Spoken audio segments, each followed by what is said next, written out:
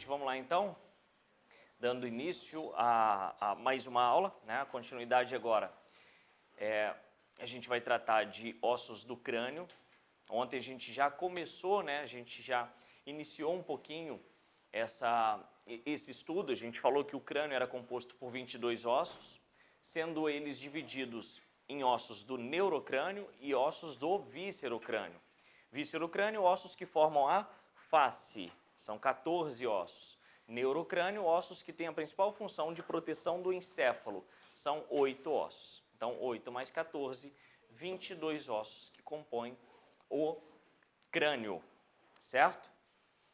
A gente falou que desses 22 ossos, 21 são ossos imóveis, é isso? Separados por uma articulação que a gente conheceu ontem, que a gente deu o nome de sutura. Algumas suturas têm nomes próprios, como as suturas da calota craniana, né? Sutura sagital, sutura coronal, sutura lambidoide. As demais suturas, vocês vão observar ao longo do curso, que vão receber o nome dos ossos envolvidos. Então fica mais simples esse entendimento dessa forma. Então, no crânio a gente só tem um osso móvel, né? Se são 21 imóveis, a gente tem um osso móvel, que é a mandíbula, tá? A mandíbula, atenção, é um osso do víscerocrânio e não do neurocrânio, tá? É o único osso móvel que a gente encontra na cabeça, tá? Então, hoje, o que a gente vai fazer? A gente vai falar osso por osso, tá? Do crânio. Inicialmente, a gente vai classificar esse osso, depois a gente vai localizar esse osso, a gente vai comentar sobre esse osso e a gente vai falar os principais acidentes anatômicos desse osso. Falando do primeiro osso do neurocrânio, o osso mais anterior do neurocrânio, né, que forma a região da nossa testa, né, é o osso frontal, beleza? Então o osso frontal, se a gente observar, deixa eu colocar um F aqui de frontal, ele faz divisa, né, ele se articula com vários ossos do próprio neurocrânio e também com ossos do víscerocrânio. Então, se a gente observar aí, ele tem uma grande comunicação com outros ossos, né? A sutura coronal separa o osso frontal dos ossos parietais. E a gente também já viu isso, né, que a classificação do osso frontal é uma classificação dupla. Ele pode ser tanto classificado como osso plano, como osso pneumático. Plano por quê? Devido às suas dimensões. Comprimento, semelhante à largura e muito maior do que a espessura do osso. Pneumático por quê? Por conta da sua cavidade com ar. Está aqui. O famoso seio frontal. Então, todo osso que tiver seio é classificado como osso pneumático, tá? Não podemos esquecer isso. Olhando o frontal de frente, o que tem aqui que chama a atenção nossa? Logo em cima da órbita tem 2 buraquinhos, né? São forames. A gente vai aprender, principalmente em estudo de ossos, que forame vai ser um orifício encontrado em um osso, tá? E que se esse orifício formar uma estrutura tubular, a gente não vai chamar de forame, a gente vai chamar de canal. Então essa é a grande diferença de um forame para um canal. Forame é apenas um buraco, um orifício. Se esse orifício fizer uma estrutura tubular dentro do osso, isso se torna um canal. Agora aqui, se a gente observar, é apenas um pequeno buraco no osso. Então a gente vai chamar de forame, tá? Esse forame está localizado aonde? Acima das órbitas. Então a gente vai dar um nome para esses forames de forame supraorbital, ou seja, forames que estão localizados acima da órbita. Então vamos dar nome aqui. Forames supraorbitais. infraorbitais. Depois a gente vai começar a associar muita coisa e vocês vão ver que vai, naturalmente, a gente vai começar a deduzir alguns nomes em anatomia. Quando a gente começar a deduzir alguns nomes em anatomia, a gente vê uma estrutura que a gente nunca viu. E, por dedução, a gente adivinha o nome dessa estrutura. Isso significa que você está acompanhando bem a disciplina. Isso acontece muito, muito, muito. Mas de acordo com que a gente vai se aprofundando na disciplina. Tá? É igual aqui cabe uma dedução. Não está no osso frontal, mas está na maxila. Olha só, se esses dois são forames supraorbitais, porque estão acima da órbita, esses dois aqui são forames o quê? Infraorbitais, porque estão abaixo da órbita. Mas a gente vai falar depois na maxila. É só mesmo para adiantar e você fazer essa correlação. Tá? Outro ponto importante no osso frontal é o centro aqui do osso frontal entre as sobrancelhas. É um ponto neurológico chamado de glabela. Tá? Muito utilizado por neurologista, um ponto que fica entre as sobrancelhas. O neurologista utiliza muito para ver o reflexo da criança. Tá? Quando ele bate, a criança tem o quê? Que piscar os olhos. Para ver essa parte de glabela, para ver essa parte de reflexologia da criança. Então vamos colocar o nome aqui, ó. Glabela. Uma região importante do osso frontal, que seria o ponto exato entre as sobrancelhas, certo? Um pouquinho acima dos ossos nasais, ó.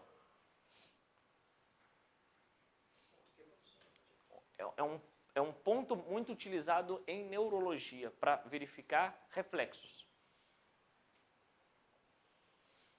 Outra coisa interessante no osso frontal é essa borda cortante que ele tem aqui, ó. Tanto do lado de cá, quanto do lado de cá. O pessoal chama muito isso de supercílio, né? A gente observa muito em esporte de contato, quando tem algum golpe nessa região, sangra muito, né? E sempre o sangramento, ele é ocasionado nessa região por um corte muito profundo. Já perceberam isso? É muito comum isso acontecer. Agora, por que sangra tanto assim? Exatamente pelo que eu falei. Porque o corte é muito profundo, sempre. Em 100% dos casos. Por que ele é tão profundo assim? Porque o corte não é de fora para dentro. É um corte de dentro para fora. Quando você recebe um trauma nessa região, a superfície cortante do osso corta a sua pele lá do osso, ou seja, da região mais profunda para a região mais superficial. Então, por isso que se sangra bastante nessa região, tá? A região do supercílio, que em anatomia a gente vai chamar de arco superciliar, tá? Então, o nome nem muda muito. Então, arco superciliar.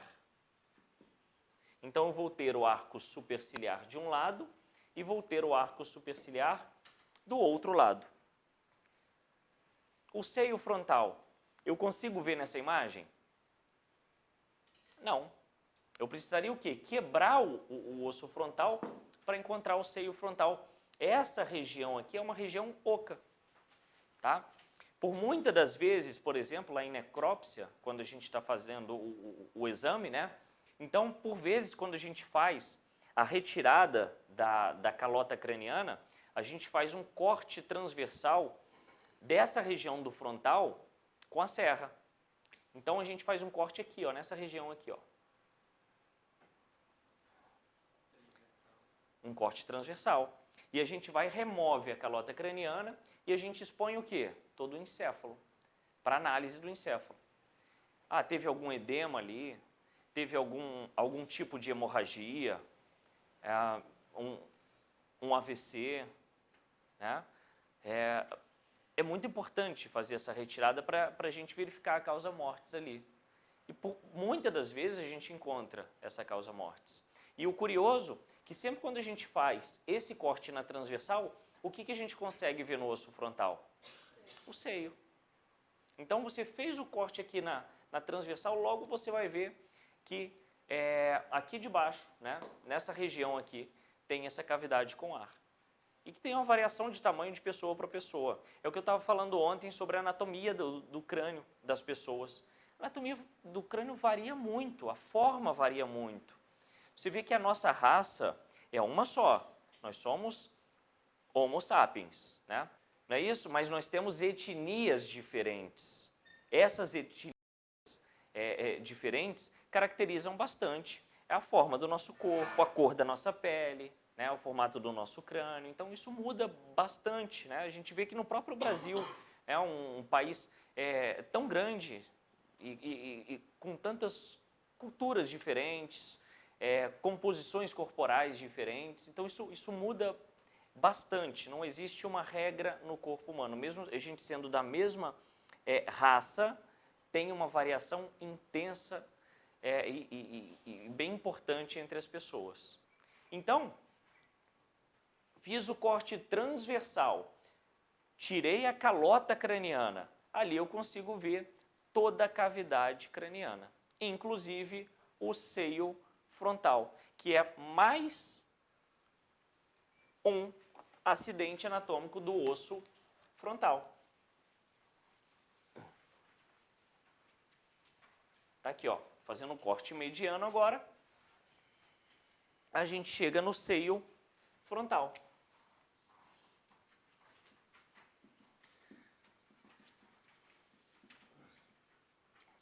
Então, seio frontal. O que mais chama atenção no osso frontal aqui? Em azul. Tá? Se a gente observar, não só em azul, mas a gente tem ali no parietal, tem no temporal, tem outros ossos, a gente vai ver marcas, tá vendo? Ó? No próprio osso.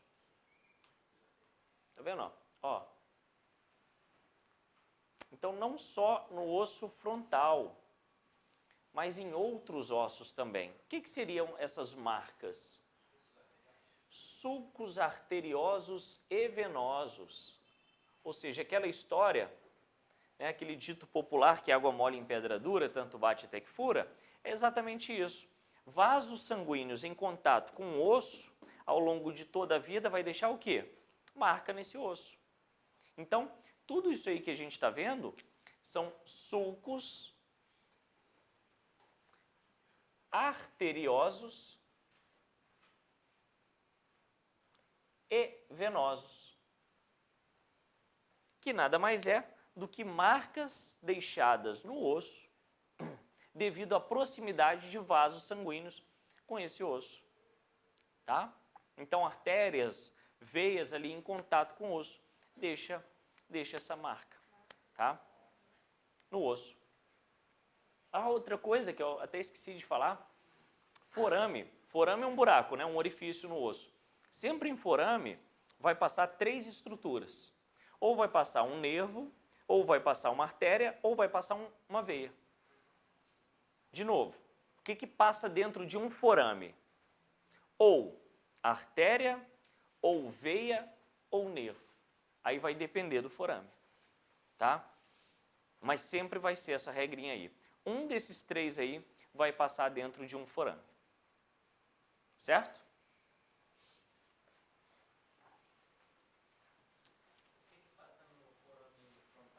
Nervo. Nervo. No supraorbital. Isso.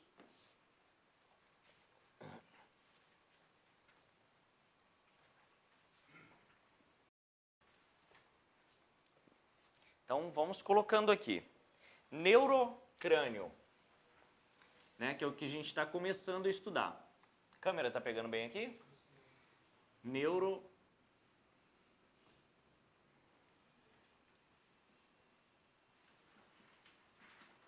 Quantos são os ossos do neurocrânio? Do neurocrânio? 8. Então, a gente falou o primeiro deles, o osso frontal. O osso frontal é um osso par ou um osso ímpar? Osso ímpar. Então, a gente vai colocar o número 1 aqui para ele, certo? Ele sempre vai ser um osso ímpar? Não. Pode ter variação anatômica. Às vezes pode aparecer uma sutura aqui no meio. do osso frontal?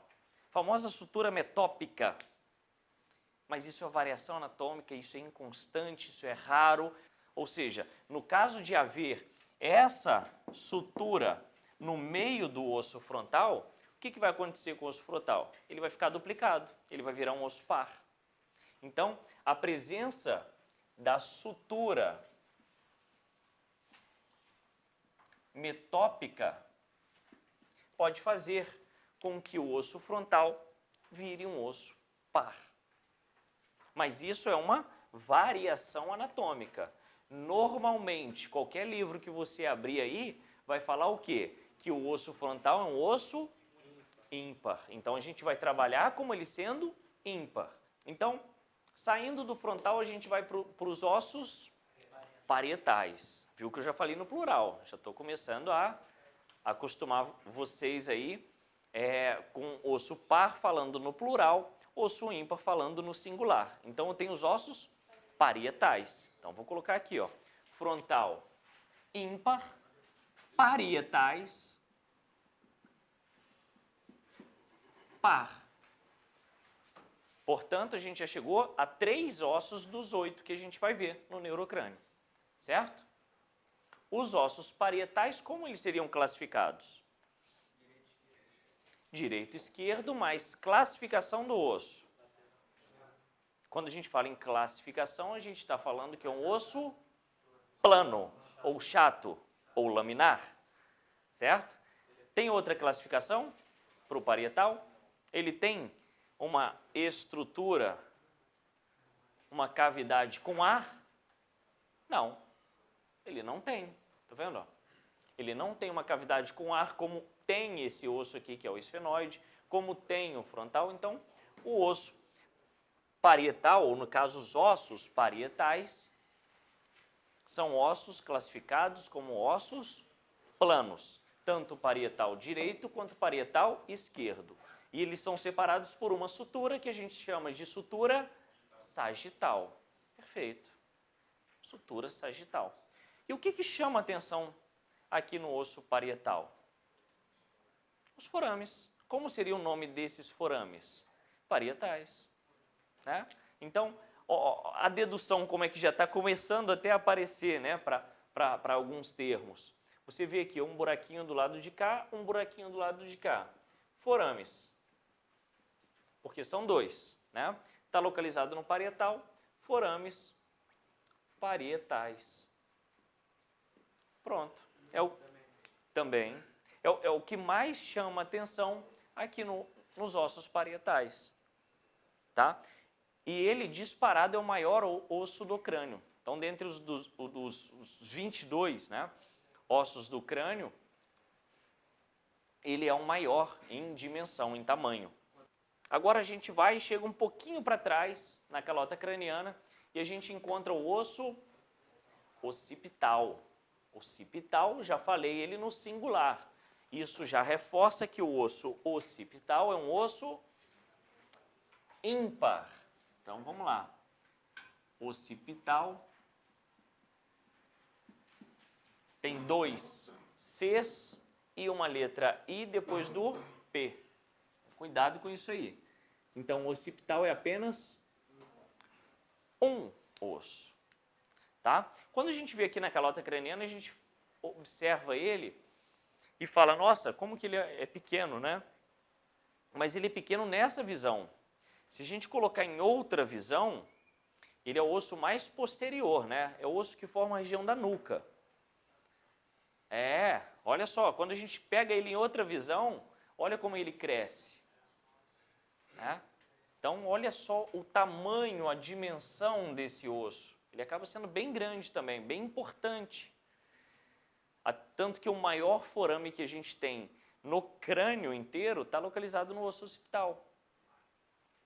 Exatamente. O maior forame, forame magno. Magno significa o quê? O maior. Então, por isso que deram esse nome aqui para esse forame como forame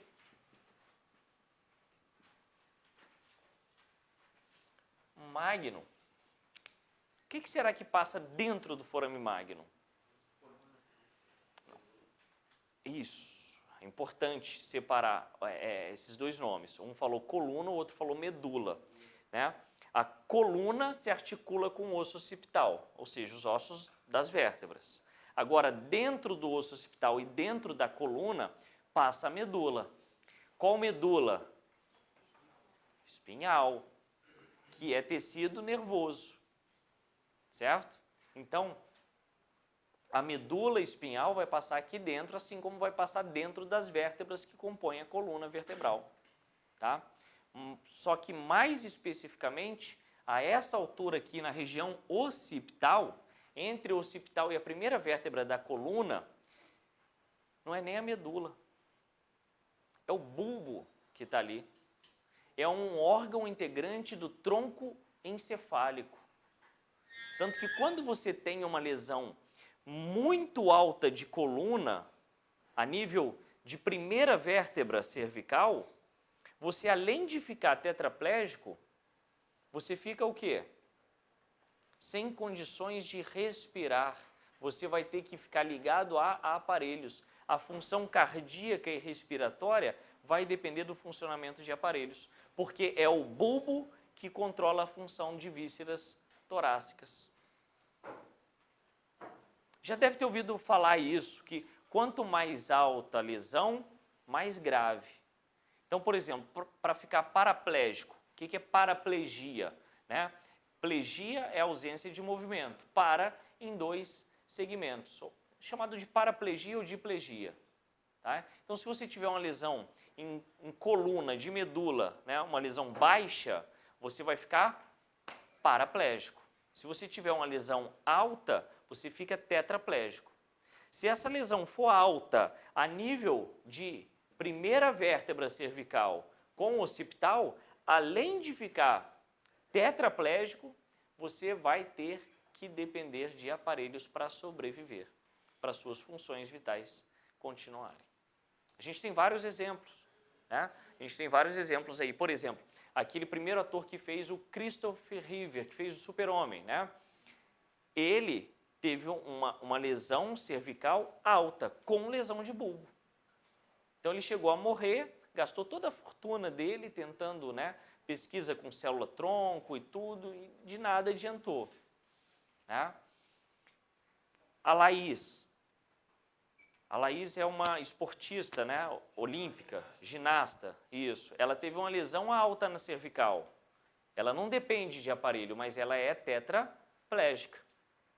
Né? Um outro exemplo, aquele menino que era ex-BBB, que virou esportista, Fernando Fernandes, né? Ele teve uma lesão na coluna baixa, portanto ele ficou o quê? Paraplégico. Schumacher não. O Schumacher teve uma lesão encefálica. Ele estava esquiando, né? Ele estava de capacete, só que por cima do capacete tinha uma GoPro, uma câmera, né, para filmar esportes e tal. Então ele colocou uma câmera por cima do capacete. Quando ele bateu de cabeça numa pedra, a força de impacto concentrou na câmera. E a câmera quebrou o capacete e afundou o crânio dele com lesão de encéfalo. Então ele não teve lesão medular, ele teve lesão encefálica. E a gente pouco sabe da condição clínica dele, né? Às vezes saem alguns boatos, ele está melhorando, ele está né? Ele acordou, mas sei lá até que ponto é verdade. A gente não viu a imagem dele desde quando aconteceu o acidente.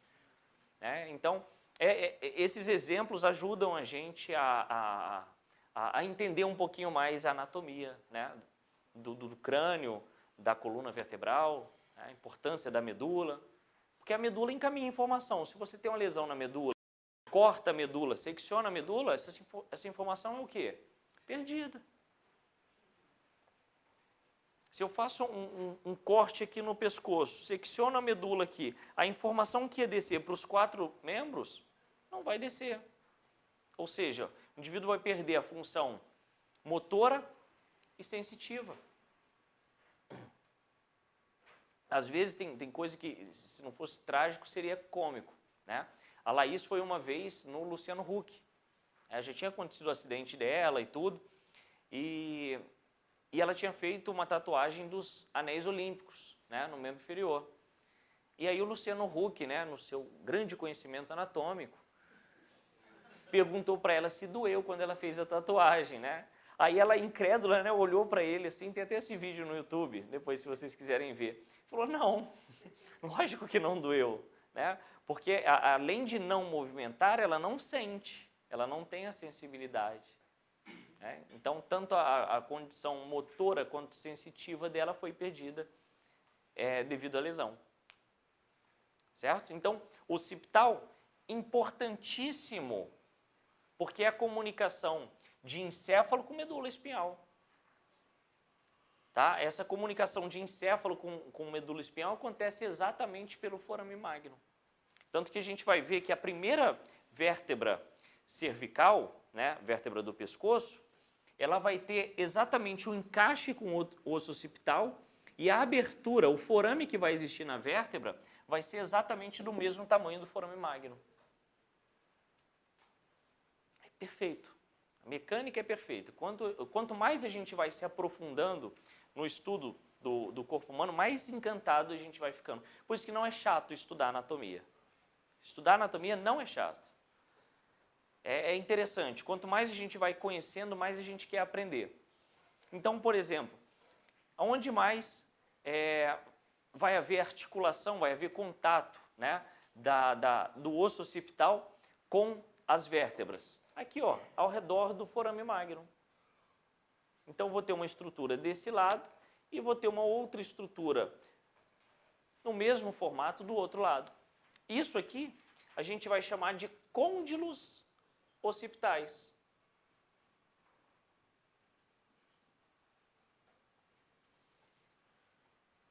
Então, os côndilos occipitais nada mais é do que o quê? O ponto de contato do osso occipital com a coluna. Então, a primeira vértebra vai se articular aqui com o côndilo occipital.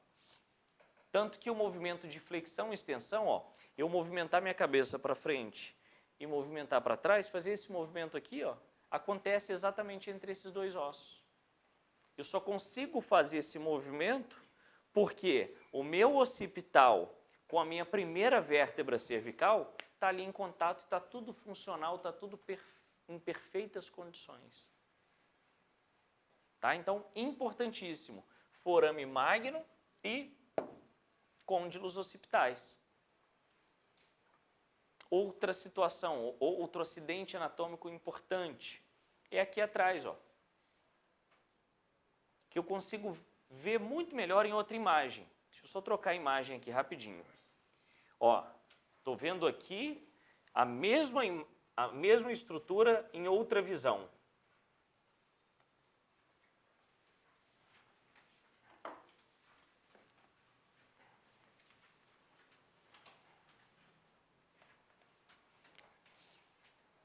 Estão vendo aqui? Uma região pontiaguda do osso occipital. Estão vendo? Aqui, ó. Isso aí a gente vai chamar de protuberância occipital externa.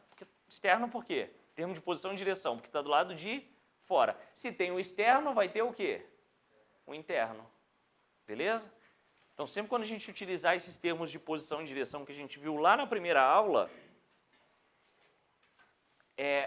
a gente sempre vai estar comparando uma estrutura com a outra. Então, se tem o externo, tem o interno. Se tem o medial, tem o lateral. Se tem o proximal, tem o distal. Esse é o bizu que eu dou para vocês. Então, eu tenho aqui, ó, protuberância,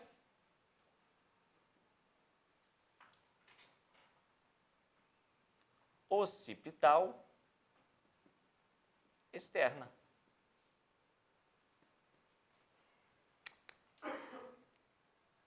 Para que serve essa protuberância occipital externa? Geralmente, uma parte mais elevada de um osso, tá? Recebe o nome de protuberância, recebe o nome de processo, tubérculo, trocânter, é sempre regiões elevadas de um osso. Geralmente serve para fixação de alguma estrutura, principalmente músculo. Então, se a gente observar, tem um grande músculo aqui posterior, músculo do dorso, né? Que é o trapézio.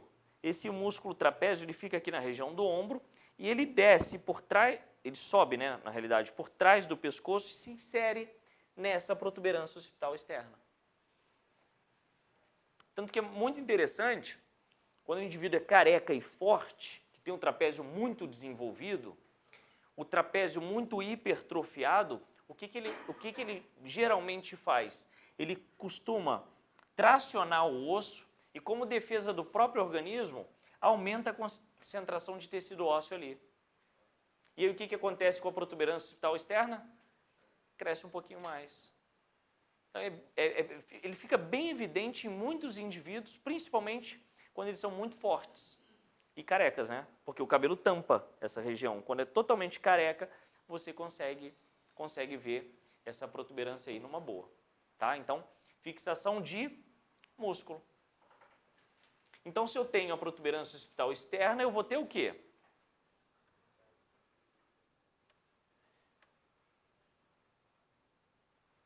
A protuberância occipital interna. Então, deixa eu tirar o externo aqui e coloco o interna, que vai ser esse ponto aqui dentro. Essa protuberância voltada para dentro. Aí eu pergunto para vocês, será que vai ter algum músculo que vai se encaixar ali? Não, um músculo não, mas vai ter uma estrutura muito importante que vai se encaixar aqui, que vai se prender ali, vai se fixar ali. Que estrutura seria essa? Vamos pensar. Uma dica muito importante. Oi? Não, não é o cérebro. Não é o encéfalo.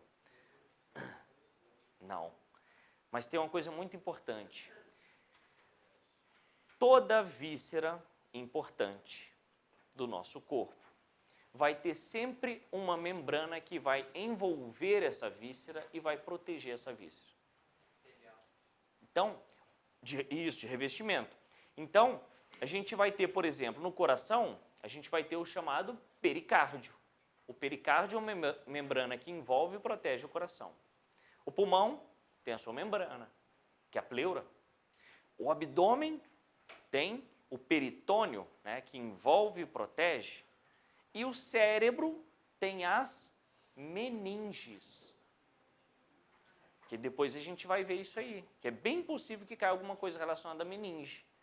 E meninge são 3 folhetos e cada folheto tem um nome específico. Mas o que a gente precisa saber agora? Que as meninges se prendem na protuberância occipital interna.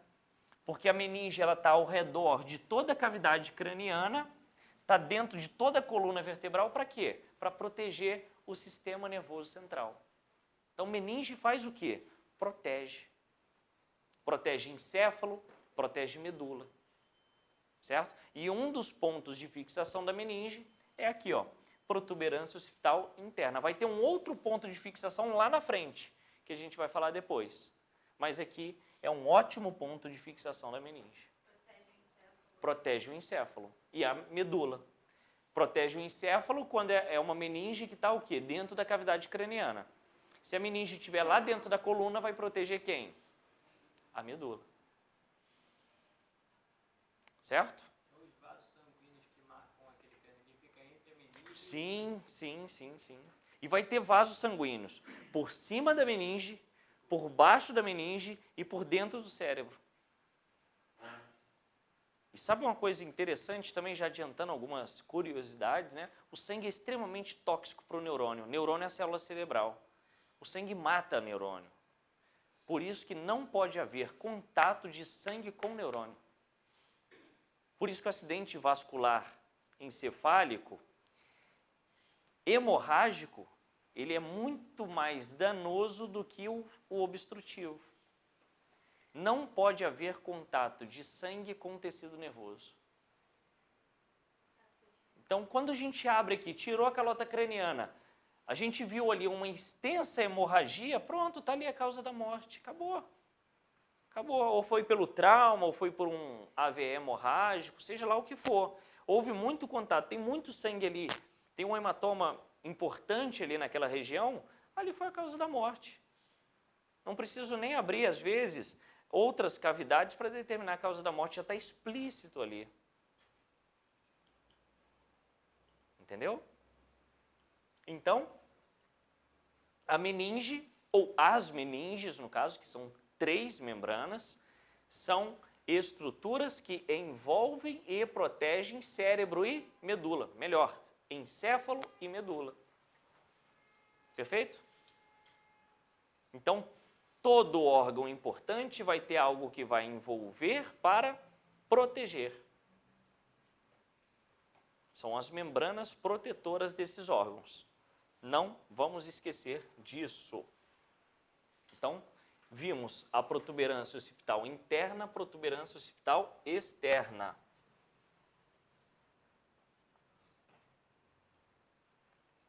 Tem vários outros acidentes. Esses que eu passei são os principais. Mas se a gente observar, principalmente quando você pega um atlas, nossa, tem muitos outros acidentes. Tem forame, tem canal, tem várias estruturas. E isso até ajuda a gente a classificar o hospital, que a gente não classificou ele até agora. A gente disse apenas que ele é um osso ímpar, mas a gente não classificou ele. Né? E eu disse para vocês, um osso que contenha muitos acidentes anatômicos é classificado como um osso o quê? Irregular. Então essa é a nossa regrinha aí de entendimento. Aquele osso que tiver muito buraco, tiver muita estrutura alta, baixa, né, processo, esse osso geralmente é classificado como osso irregular. Portanto, o occipital é um osso irregular. É pneumático? Não, ele não tem cavidade com ar, ele não tem seio. Certo? Então, aqui ó, osso frontal, que é um osso ímpar. Ele só vai ser par se ele tiver uma sutura chamada de sutura metópica, né? Mas normalmente ele é um osso ímpar. Classificado como o quê? Osso frontal. Ele tem 2 classificações. Por ele ter o seio, ele é pneumático. Ele pode ser também plano. Já o osso parietal, ou ossos parietais, classificado como osso plano. E o osso occipital, irregular. Beleza? Então, dos 8 ossos, já chegamos ao número de 4. Beleza. Estamos progredindo. Estamos progredindo. Devagarzinho a gente chega lá. O bom é que quando chega em mão e pé, acaba tudo rápido. Porque mais da metade dos ossos do corpo humano estão localizados em mãos e pés. São 206 ossos, né? No corpo humano inteiro. 106 está em mão e pé. Para ver a complexidade que é mão e pé. São 106. 106 ossos estão em mãos e pés. Os outros 100 está distribuído pelo corpo. Interessante, né? Por isso que é muito complexo. Lesão de mão. Nossa, eu fico com pena quando alguém fala, me acidentei, fraturei algum osso da mão. Pô, geralmente não volta a ser o que era antes. Uma lesão de mão, uma fratura em algum osso da mão, principalmente alguns ossos que são extremamente mal vascularizados. Tem alguns ossos que são horríveis na mão para recuperação. Então, fratura de mão é realmente algo muito preocupante. A reabilitação é difícil, o prognóstico é ruim, é bem chatinho isso mesmo. Tá? Vamos seguir para o próximo. Agora a gente vai para o osso que está em, me ajuda com essa cor aqui, vermelho. Rosa, vermelho. É uma polêmica. Eu prefiro acertar o nome da estrutura do osso do que a cor do osso. Né? Porque se esse daqui, sei lá, meio vermelho, salmão, olha, hein? Que isso, hein? Que isso. Então, vamos lá, um vermelho? Né? A câmera aí? Vermelho, beleza. Então, vamos lá. Esse osso aqui é o temporal. Ou melhor, temporais. Porque vai ter um de um lado, outro do outro. Ele não é separado por sutura. Mas ele é bilateral. Vai ter de um lado e vai ter do outro. Então, vão ser ossos temporais. são ossos pares, né? Temporal é um osso par, ou seja, temporais. Engraçado que o nome para esse osso foi dado, né? Porque o anatomista que deu o nome para esse osso observou e fez uma analogia do nome do osso ao tempo de vida. Porque ele observou que os primeiros fios brancos, né, na cabeça da pessoa aparecem aonde? Geralmente aparece aqui por cima da orelha. Os primeiros fios brancos, geralmente, né, não é uma regra, mas geralmente começa a ficar branco aqui. Né? Quando tem cabelo, né? Quando não tá perdendo, né? Aí atribuiu anos de vida, né, tempo de vida ao nome do osso. Então, chamou, né, esse osso de osso temporal. E eu falei para vocês, já critiquei esse osso, né, para vocês, dizendo que geralmente ele tem uma espessura muito reduzida. Ele é um osso do neurocrânio, ele protege o encéfalo, mas ele, em comparação aos demais ossos, ele tem uma espessura reduzida. E sobre esse osso temporal, tem um músculo que sai daqui, que se chama músculo temporal, que depois a gente vai ver. Esse músculo temporal, ele sai do osso temporal e vem para a mandíbula. Certo? Então, um importante músculo que movimenta a mandíbula é o osso temporal, é o músculo temporal. Tanto que quando você movimenta a mandíbula e coloca a mão sobre a orelha, você sente a contração e relaxamento desse músculo, tá? E é o fato que eu falei para vocês.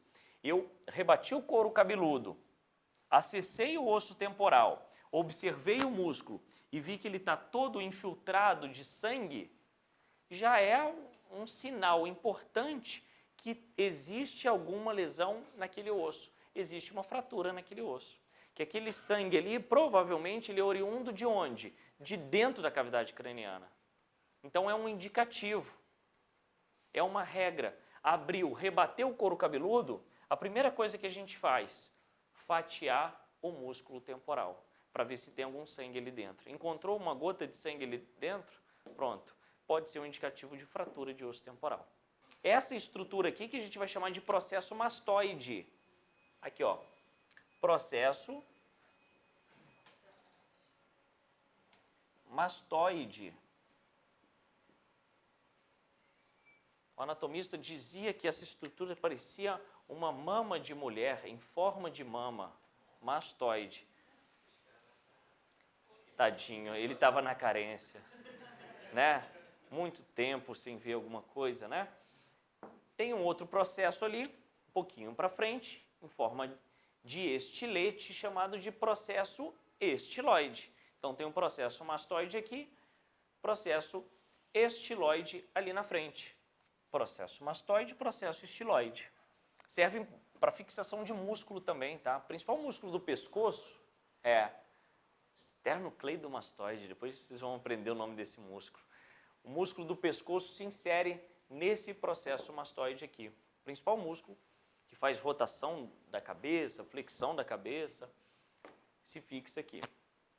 Outra coisa que chama muita atenção é esse buraco. Buraco o quê? Do que é? Da nossa orelha. Não existe mais ouvido. Tiraram esse nome. Agora é orelha externa, orelha média e orelha interna. O que era ouvido caiu por terra. Não existe mais a palavra ouvido. Eles vão mudando, né? Tem que atualizar livro, tem que fazer nova edição, né? Para continuar vendendo. Né? Então eles vão mudando uma coisinha ou outra. Né? Ah, edição mais atualizada. Nossa, o que será que mudou? A orelha agora é orelha externa, média e interna. O ouvido caiu.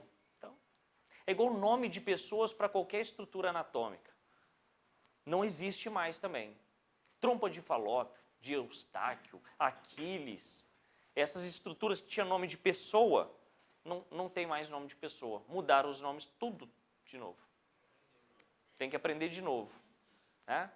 Trompa de Falópio, de Eustáquio, né? Não, nada disso mais. Agora tem outros nomes. Eu vou atualizar vocês também nesses nomes. O problema é que muita gente não se atualiza. Né? Então, aquelas pessoas que são formadas há algumas décadas continuam com aqueles nomes antigos. Jornalistas adoram colocar um nome antigo, um nome errado, né? Para poder informar, passar alguma informação. Perônio, né? Perônio, omoplata, né? Cúbito. Olha cada nome. Tudo que não existe mais. Todos os nomes foram mudados. Ou tem nome errado, como bacia. Né? Bacia não existe osso da bacia. Né? Mas é muito utilizado a rótula, né? Que é a patela. Rótula a gente ouve direto, né? Rótula, bacia a gente ouve direto, até por médicos. Tem muito médico que chama o osso do quadril, da pelve, né? De bacia, mas isso é de forma errada. Tá? Mais popular, né? Então essa abertura aqui que te leva lá para a orelha média e orelha interna é o que a gente chama de meato acústico externo, tá? Então vamos para esse nomezinho bem longo. Meato acústico está relacionado a quê? Ao som, né? A ouvir.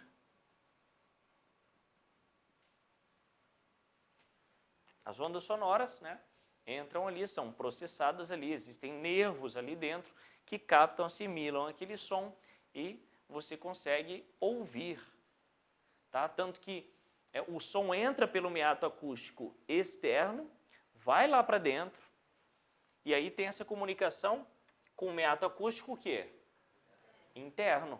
Se a gente vê aqui nessa imagem, posso apagar?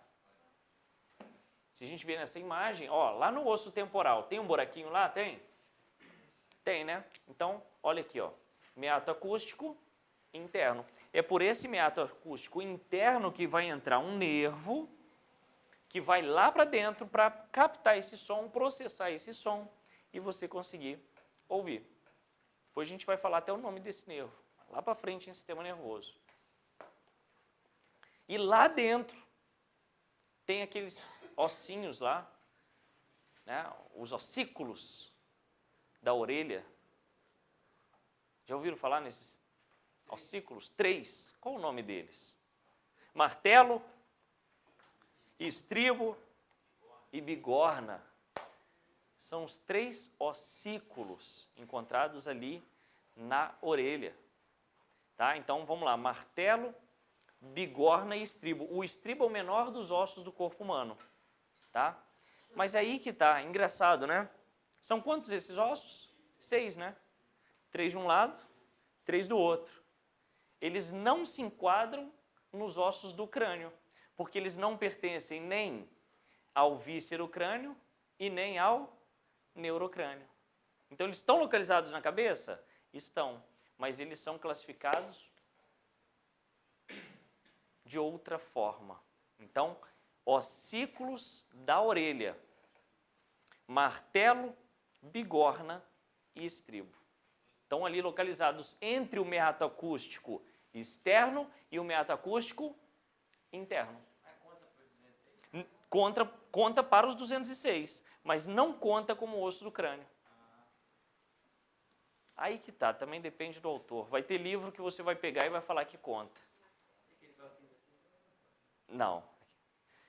É aí que está o grande problema. Gente, é uma coisa que eu tenho que bater aqui, tenho que falar direto com vocês. Depende da bibliografia.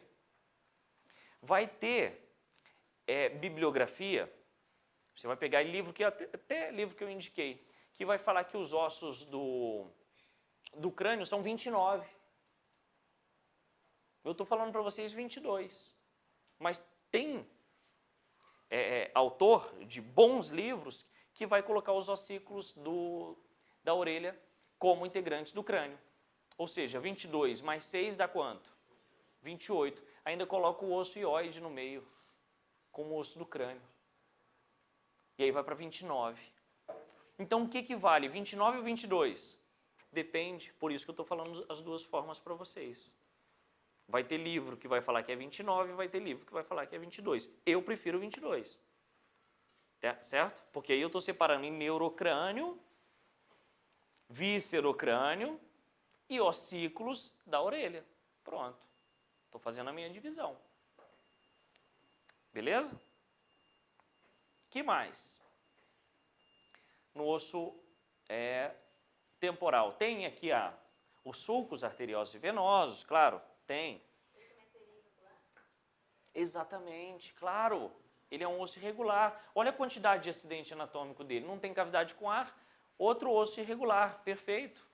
Então, tanto o occipital quanto os temporais são ossos que a gente classifica como ossos irregulares. Perfeito. Aqui, ó. Pergunta a vocês, outra visão. É o mesmo osso, o mesmo temporal. Pergunta a vocês, que estrutura é essa aqui, ó?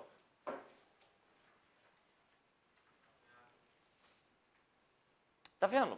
A gente acabou de ver, mas só que a gente viu em uma visão. Eu mudei. Fica difícil a visualização. É o processo mastoide. Aqui na frente dele, processo estiloide. Aqui,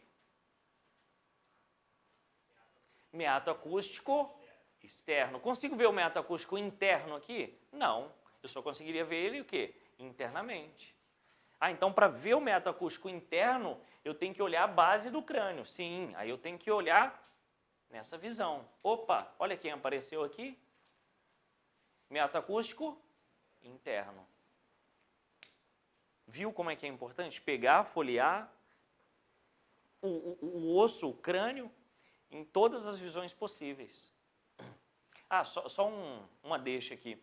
Eu começo pelo crânio porque ele é o mais difícil, tá? É porque, assim, aprender o crânio, o restante entra por osmose, é fácil. O importante aqui é aprender o crânio. O restante, tranquilo. Se aprender o crânio, o restante vem fácil, tá? Eu acho que a proximidade, a quantidade de acidente anatômico acaba complicando muito o entendimento do crânio. Não é algo muito visível. Também. Perfeito. Vamos voltar aqui, então. Tem mais estrutura importante. Tem uma estrutura, por exemplo, se a gente observar, é o osso temporal que se articula com a mandíbula. Vai formar uma única articulação móvel da cabeça. A ATM. Olha só, esse ponto aqui, ó. Olha quem está entrando em contato com quem. Mandíbula com temporal. Vai formar articulação que a gente vai chamar de ATM. O que é ATM? Articulação temporomandibular, né? Ou articulação entre o temporal e a mandíbula. Única articulação que movimenta na cabeça. O restante tudo são articulações imóveis. Então a única articulação que movimenta na cabeça é a ATM. Por isso que é importante a gente falar dela desde já. Então ponto de contato é onde? Mandíbula e temporal. Qual o nome desse acidente anatômico, né, do osso temporal? Fossa mandibular. Fossa por quê? É uma depressão no osso. Nessa visão aqui eu consigo ver ela muito melhor, ó.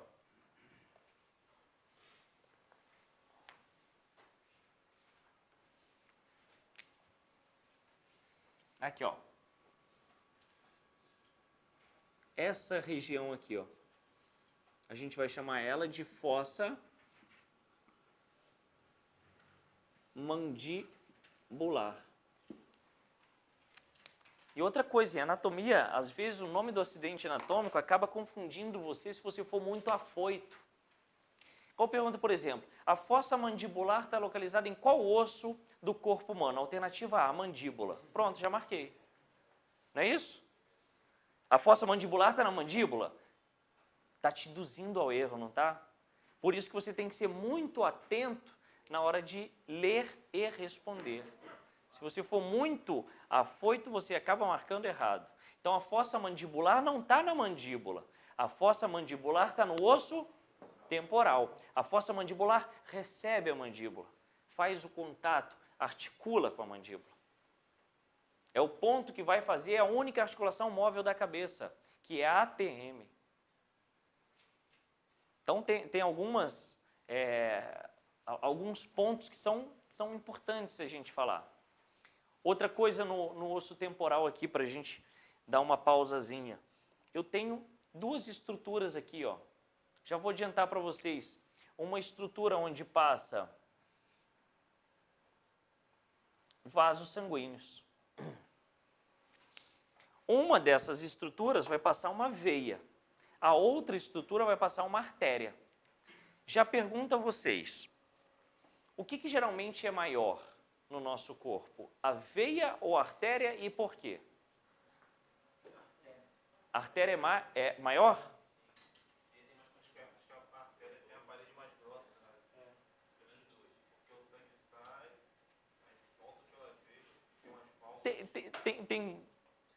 Tem razão do que está falando, mas vamos lá.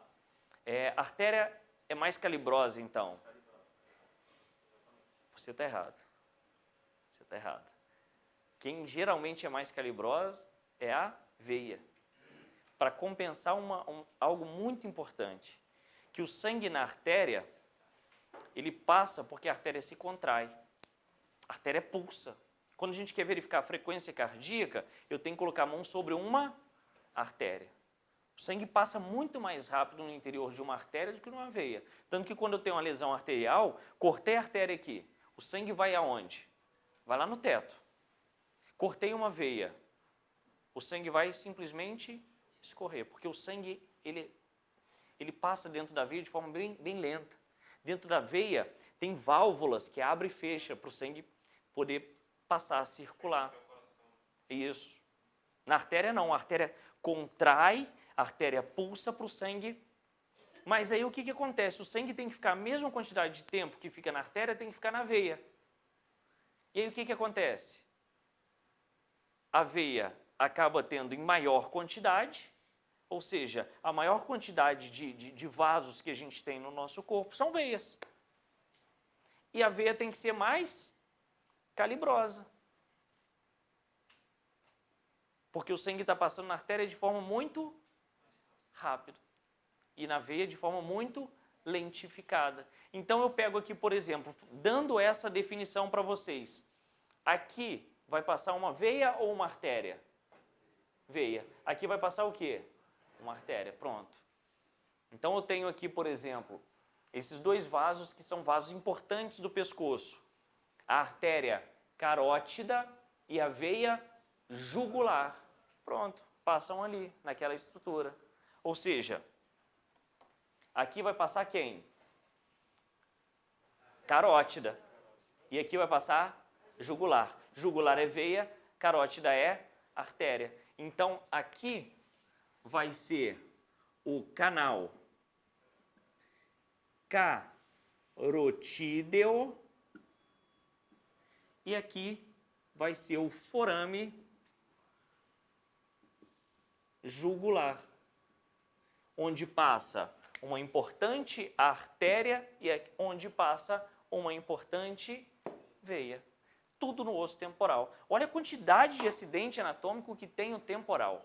Pronto, caracterizou legal. Temporal é um osso classificado como osso irregular. Pronto, muito acidente anatômico, muito confuso, não tem cavidade com ar, pronto, osso irregular. Beleza? Então chegamos a quantos ossos? 4, 6.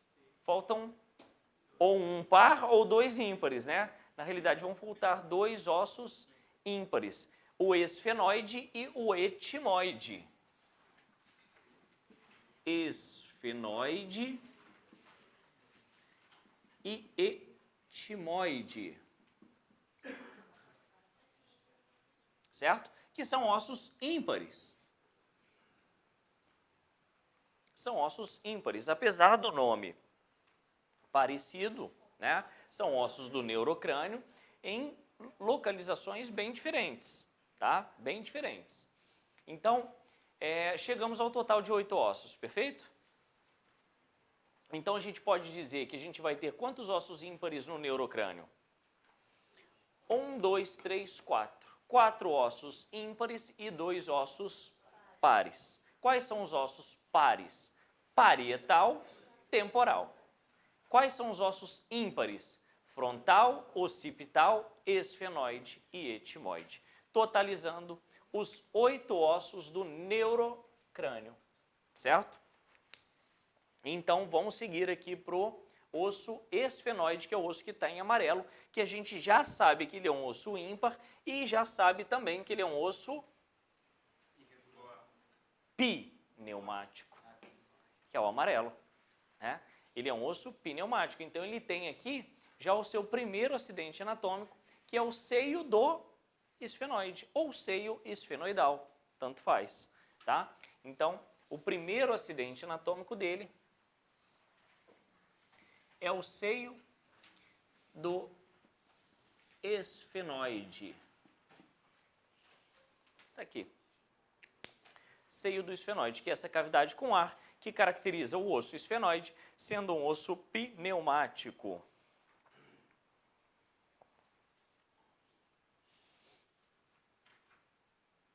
Por cima desse seio do esfenoide, tem uma estruturazinha aqui,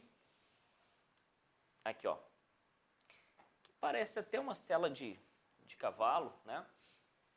Por isso deram um nome de sela turca, tá? Onde fica apoiada uma glândula. A glândula chefe, a glândula mãe, a glândula que controla todas as demais glândulas do corpo, a chamada glândula hipófise. Ou seja, a glândula hipófise, ela fica apoiada nesse acidente anatômico. Qual o nome desse acidente anatômico? Sela turca, tá? Então, vamos colocar aqui essa região chamada de sela turca ou túrcica, ou também pode ser chamado de fossa hipofisária. Sela turca ou fossa hipofisária. O fossa hipofisária faz você lembrar do nome da glândula que está contida ali dentro, né? Que é a glândula hipófise. Então, uma glândulazinha bem pequenininha, do tamanho de uma ervilha, olha o poder da bichinha, né? Que controla as demais glândulas do seu corpo, é responsável, tem uma responsabilidade direta sobre o ciclo menstrual da mulher, né? Então, glândula hipófise está ali relacionada até o humor da mulher, né? Aquela questão de variação hormonal, LH, FSH, então isso aí é muito importante e é essa glândulazinha nesse ponto aqui que ela está localizada na chamada fossa hipofisária ou sela turca, certo? Tanto que quando a pessoa tem algum tumor de hipófise, que não é nem muito raro, né? A pessoa tem que ser submetida a uma cirurgia nessa região aqui. Por onde é feita a cirurgia? É feito por cima? Feito pelo nariz, pela cavidade nasal. Tá? Por quê?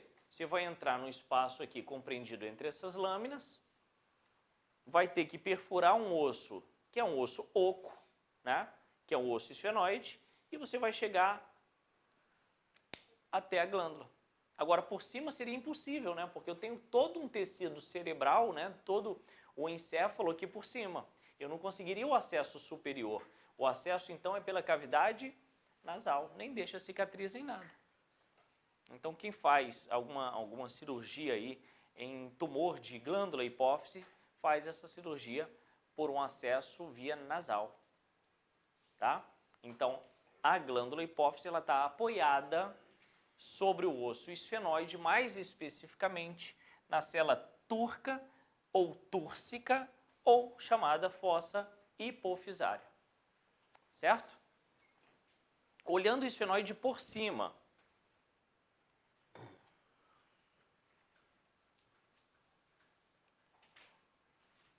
ou seja, numa vista superior, que eu venho comentando direto para vocês. Eu não sei o que os anatomistas fumam, mas eles veem coisas, né? Eu não sei. Eles falam, o osso esfenoide é um osso que parece um morcego, parece uma borboleta, né? De asa aberta, né? Parece. Eu não vou dizer que não parece. Tanto que essa região do esfenoide, essa região a gente chama de corpo. Seria o corpo do animal, né? O corpo da borboleta, do morcego. E aqui seria a asa. E a gente vai chamar o quê? Essa estrutura menor aqui, ó, na parte de cima, a gente chamaria de asa menor. Então, asa menor do osso esfenoide. Está aqui, ó. Essa região aqui, ó. Asa menor. Asa maior do osso esfenoide. Seria todo o restante. Seria toda essa estrutura aqui, ó. Então é muito comum chegar alguém com fratura de base do crânio e a gente falar, ah, está fraturado a região da asa menor do esfenoide, asa maior do esfenoide, uma fratura à esquerda ou uma fratura bilateral, ou seja, uma fratura à esquerda e à direita. A gente vê muito isso, a gente fala muito isso. A fratura de osso occipital à esquerda. Fratura de osso occipital bilateral. Então, quando a gente fala bilateral, a gente está se referindo aos dois lados. Quando a gente determina um lado, a gente especifica esse lado. Então, o que a gente tem aqui, nesse ponto? O apoio da glândula hipófise. Como é que se chama esse acidente anatômico? Cela turca. Então, ou fossa hipofisária. Certo? Então, é importante ver as estruturas anatômicas de diversas formas diferentes. Quem tiver uma oportunidade de entrar num laboratório de anatomia de faculdade, estudar dentro de um anatômico, eu acho que facilita bastante. Ter um acesso a uma peça óssea, né? Porque você ter um acesso à imagem facilita, mas você ter a imagem e uma peça óssea facilita ainda mais. Então, para quem tem essa possibilidade, né, quem aí está vinculado a alguma instituição, se puder levar um amiguinho também, né, para poder estudar na instituição, facilita bastante o aprendizado também. Quanto mais recurso a gente tiver, melhor. Tá? Então, tá aí. Já estou conseguindo ver quase todos os ossos, né? Já sei que esse é o occipital, esse é o parietal, temporal, esfenoide, frontal e etimoide. Pronto. Então, o etimoide vai ser o osso que está pintado aqui na cor cinza. Tá? O etimoide, ele é ímpar. Então, quer dizer que ele vai estar localizado lá na parte da frente da base do crânio, bem no meio, né, do osso frontal. Não é isso? Bem no meio do osso frontal, tá aqui. Só que ele vai descer dessa parte alta aqui, ele vai descer para dentro da cavidade nasal. Dentro da cavidade nasal. Então, ele que vai fazer uma comunicação do encéfalo com a cavidade nasal. E ali, na cavidade nasal, vai adentrar um nervo muito importante para o nosso sentido do olfato. Para a gente sentir o cheiro, né?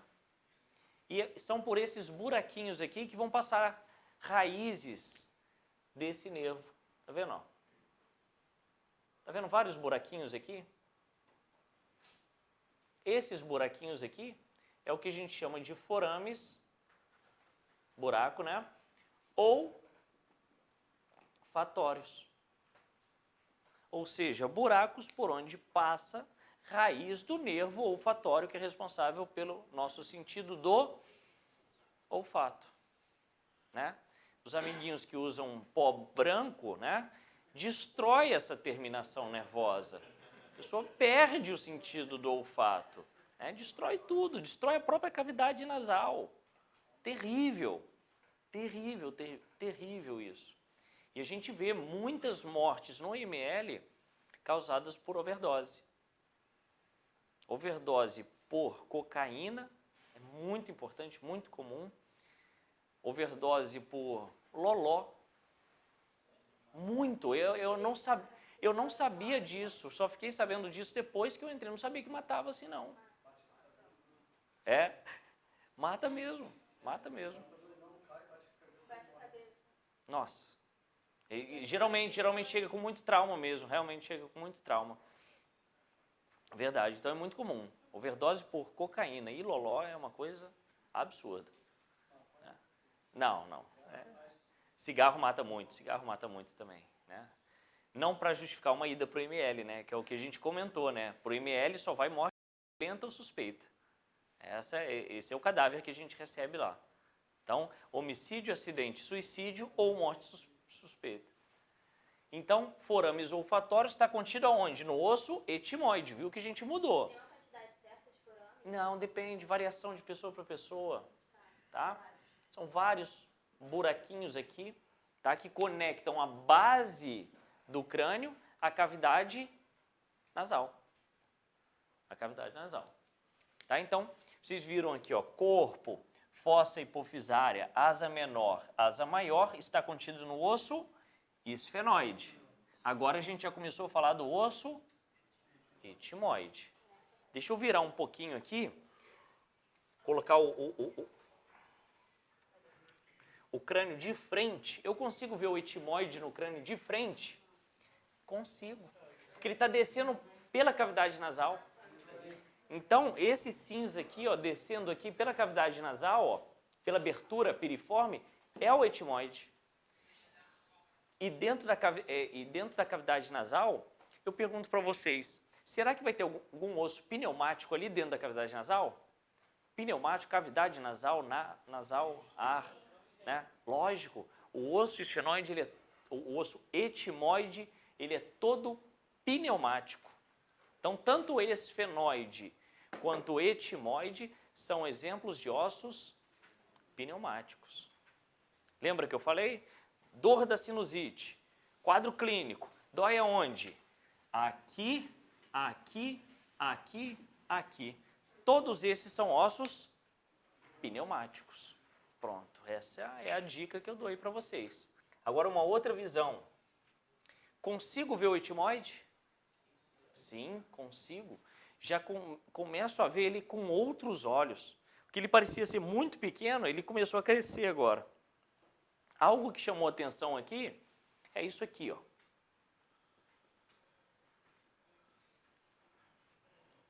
Falam que parece uma crista de galo, né? A parte de cima da cabecinha do galo. Por isso que deram o nome de crista galli. Crista galli. Aí, ó, crista galli.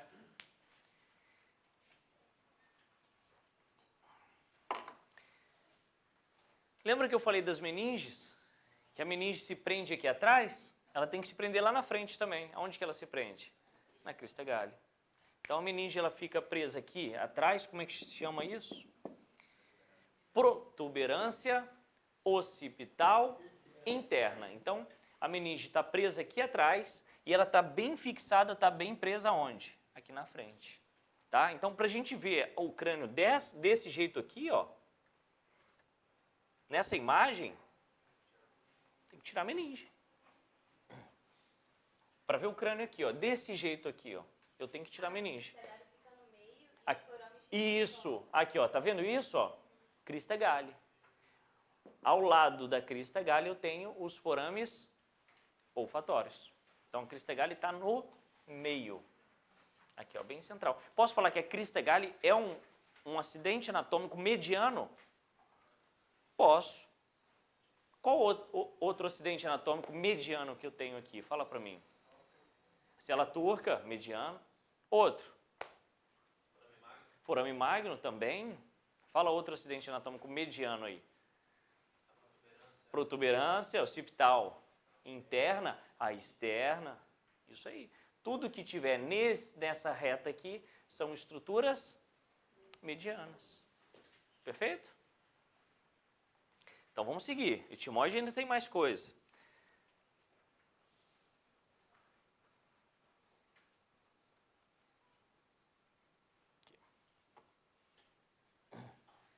Ele desce aqui, não desce? Tá vendo que aqui tem uma cor e aqui tem outra cor?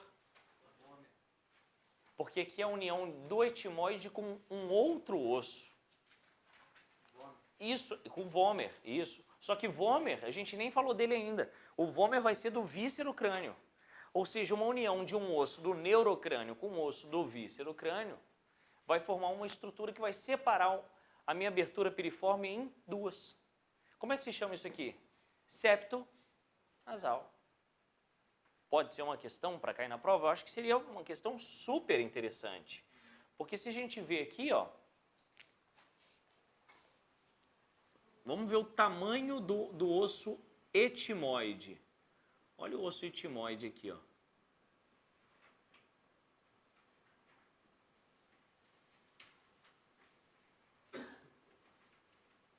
Olha como que ele cresceu.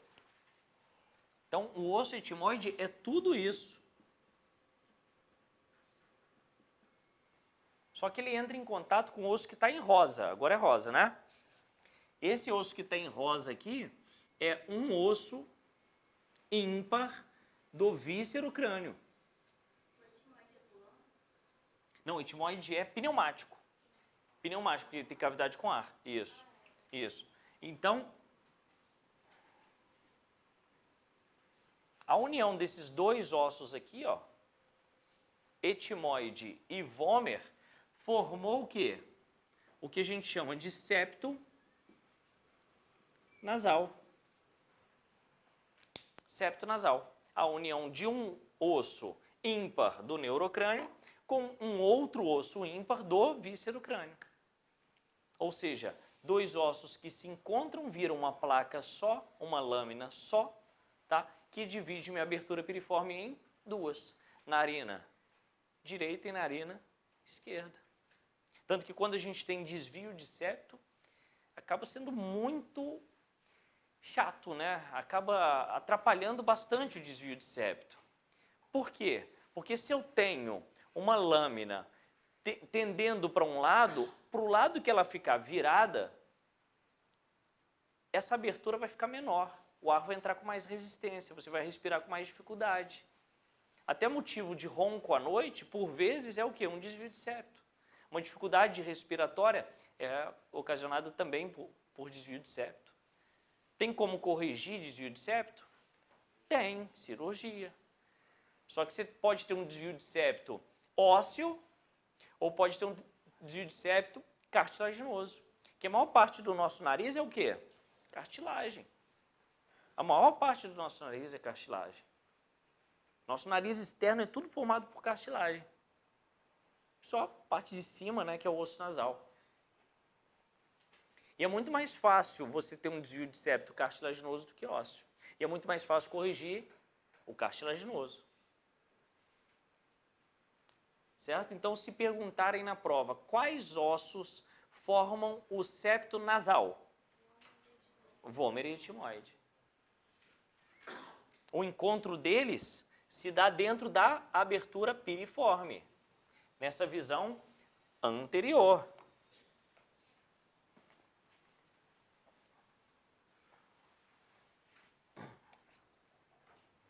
Nessa visão anterior. Aqui, ó.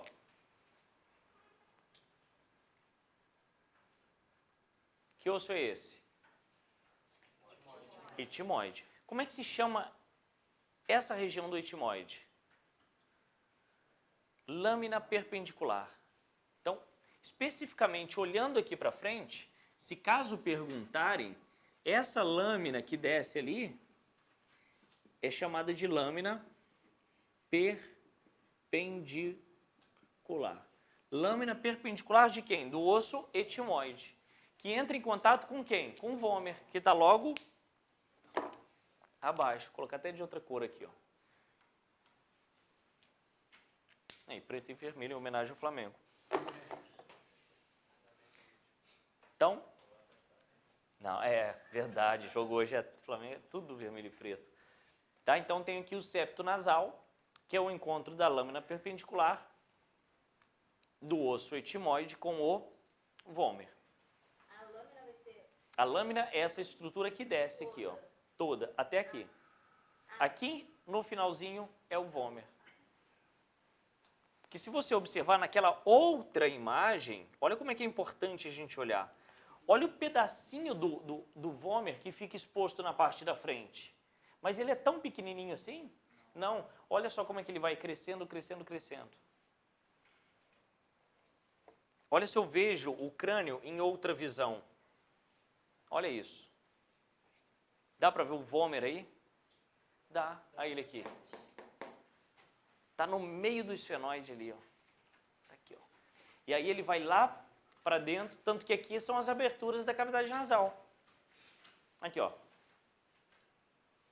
Aberturas. E aqui o vômer no meio.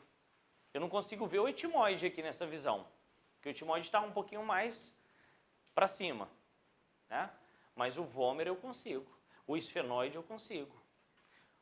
Ou seja, todos os ossos do neurocrânio a gente já consegue identificar bem.